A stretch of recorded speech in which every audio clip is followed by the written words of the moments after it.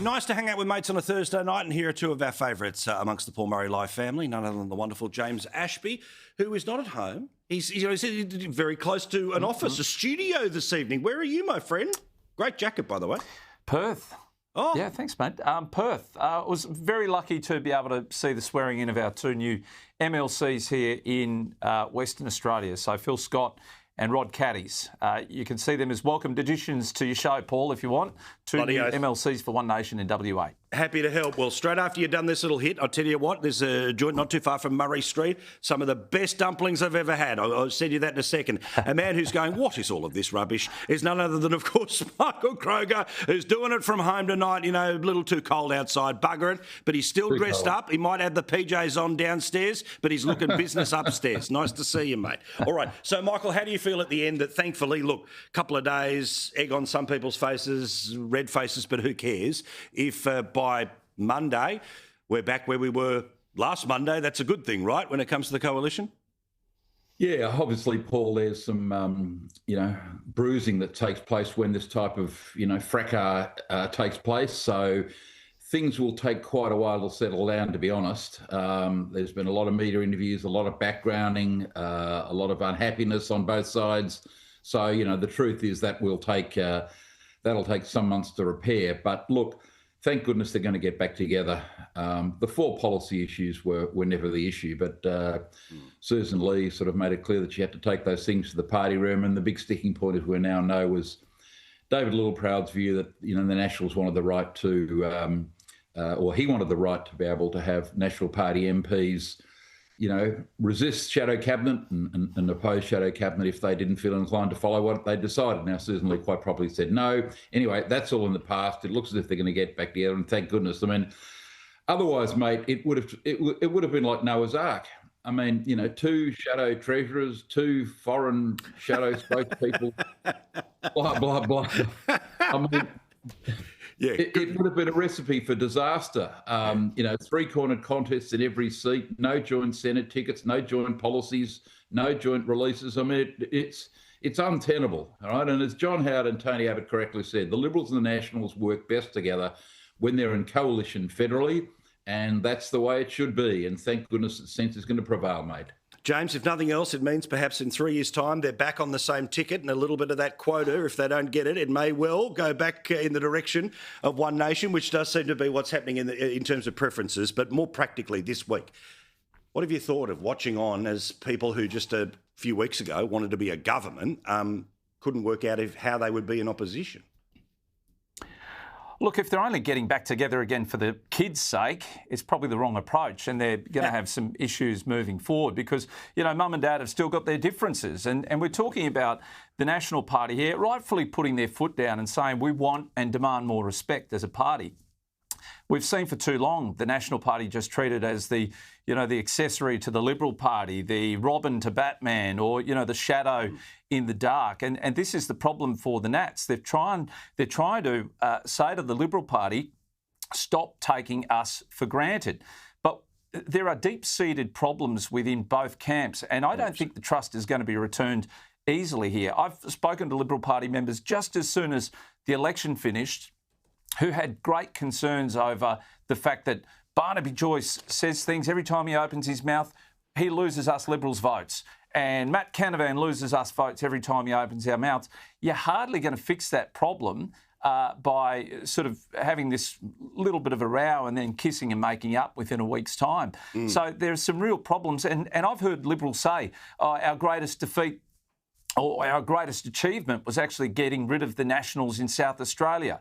And I just think to myself, that's not the coalition partner I'd want if they're still getting around making those sorts of statements. So they've got to fix this once and for all. Otherwise, it will be a breakup again in the future, and there'll be leadership spills, there'll be blood to pay or blood spilled off the back of this. So it does need fixing. I agree, but they are stronger as a coalition. But also, there's just as a little thing about centre-right of Australian politics, right? And, I certainly didn't go to uni in political science and all the rest of it, but basically, right, we obviously know team red, team blue. We obviously know the concept of left and right. But also, there's sort of subgroupings underneath all of that, right? So you could be like in the Labor Party, literally, there's the socialists that are there. There's all these subgroupings that are there. And in the same when it comes to centre right, you could have everything from, economic populists to libertarians to, you name it, right? The thing is, Michael, the Labor Party has all of these factions, but they also live under one dome, and no one publicly is throwing each other under the bus or is freewheeling about what they think the collective should be doing. Is a fundamental design error of the centre-right that the tent might be broad, but everyone's allowed to walk in and out of it and say whatever they want. Except for Ed Husic.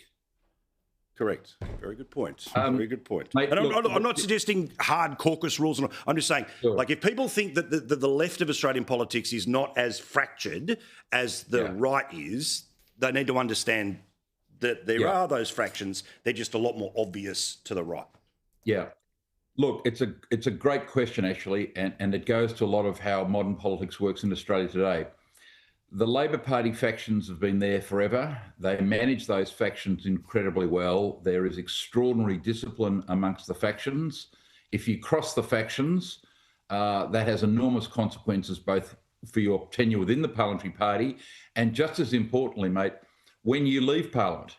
If you've crossed the factions, if you've crossed the Parliamentary Party and you leave Parliament, then there are no jobs for you. You're an outcast. Correct. Whereas on our side, it's much more freewheeling. We allow people to cross the floor. We allow them to speak out. It's a much more freewheeling approach we have to politics, which has its advantages, but also has a tremendous number of disadvantages too, because then you look ill-disciplined. Whereas the Labor Party, got rid of two ministers pretty brutally. It was in the media for a while. One of them spoke out, one of them didn't. Which means that when Husic leaves Parliament, he's not going to be too popular amongst the ranks. But when Dreyfus leaves Parliament, he will be looked after with a High Court appointment or something. So, that describes the differences within the party. They have much more rigid discipline, and it's because they're far more brutal than we are internally. Yeah, and this is the thing where, look, the openness and the freedom of the design, but modern politics rewards message discipline. It rewards, essentially kind of the head of the tree saying which way things are going to go. It's fascinating to watch. All right, James, the parliamentary calendar has come out, and I know that just like, a mechanic in the 1980s, you're waiting for the Samantha Fox calendar to come out, and you want all the easy to see one, with the monkey dressed up as the mechanic. You want the parliamentary calendar. Now, I don't know whether they send you, sort of like a centerfold of Albo, to leaning over C1,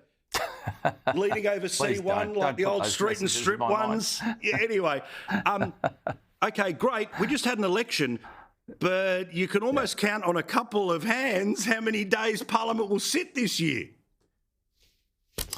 Yeah, well, normally, prior to this government coming to rule, there was about 18 weeks of Parliament. Well, the last 3 years, that was reduced down to 15 weeks, and now we're seeing it reduced even further. And yes, you're right, the calendar only came out today. I was texted a copy from the Prime Minister's office, and I looked at it and I thought, we're not back for weeks. We're not back until the 22nd of July, which is, six odd weeks away. Yeah. But don't worry, I have no doubt that the Labor Party are working away behind the scenes, trying to set up all that tough legislation that they probably want to get through in the first 6 months so that people forget about it in their last 2.5 years of the term.